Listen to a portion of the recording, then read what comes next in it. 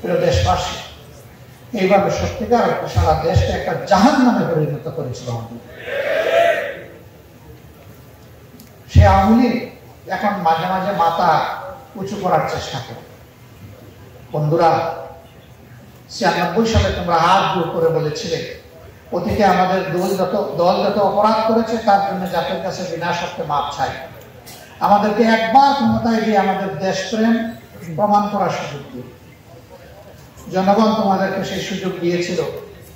তোমাদের কান্নাকাটির মন বলানো কথায় জনগণ একটু আস্থা রেখে পরীক্ষা করতে চেয়েছিল যে তোমাদের ওই চাওয়াটা সঠিক কিনা।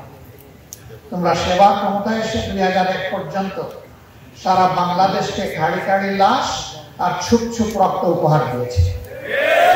আমার একজন বন্ধু বলে গেছেন, সেই সময় তাদের দলীয় প্রধান বলেছিলেন, সরকার প্রধান বলেছিলেন, আর যদি আমাদের দলের একটা লাশ কেউ ফেলে দেয় তার বিনিময়ে আমি আমার দলীয় নেতাকর্মীদেরকে নির্দেশ দিচ্ছি তারা যেন 10টা লাশ ফেলে।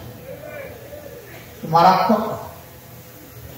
দেশের প্রধান নির্বাহী তিনি হুকুম দিচ্ছেন বিনা বিচারের একটার বিনিময়ে 10টা লাশ ফেলে দেয়।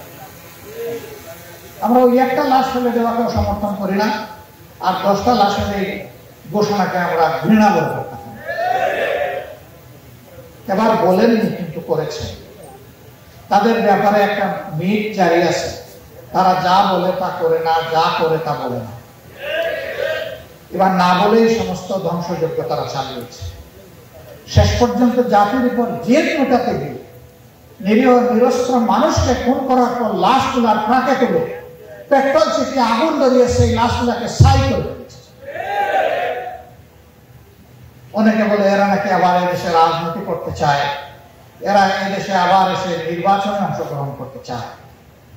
যারা গোটা জাতির বিরুদ্ধে এইভাবে যুদ্ধ করেছে তারা নির্বাচনে ভোট চাইবে কার কাছে? এদের কোনো নৈতিক অধিকার নাই ভোটের ময়দানে ফিরে আসে। যদি জনগণের ভোটে বিশ্বাসে হতো 14 সালে তারা ফেয়ার নির্বাচন দিত, 18 সালে দিত, 24 সালে দিত। তাতে যে দল ক্ষমতায় আসুক তারাই দেশ শাসন করত। তারা তো এটা চাইনি। তারা চেয়েছেন মেরে কুটে যে কোনো ভাবে তাদেরকে ক্ষমতায় থাকতে হবে।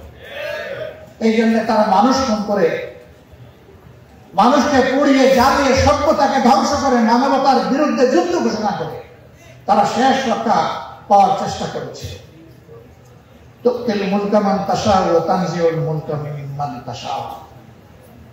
আল্লাহ ইচ্ছা করেন যাকে তাকে ক্ষমতা দেন, আবার যখন ইচ্ছা করেন আল্লাহ তাআলা তার থেকে সরায়।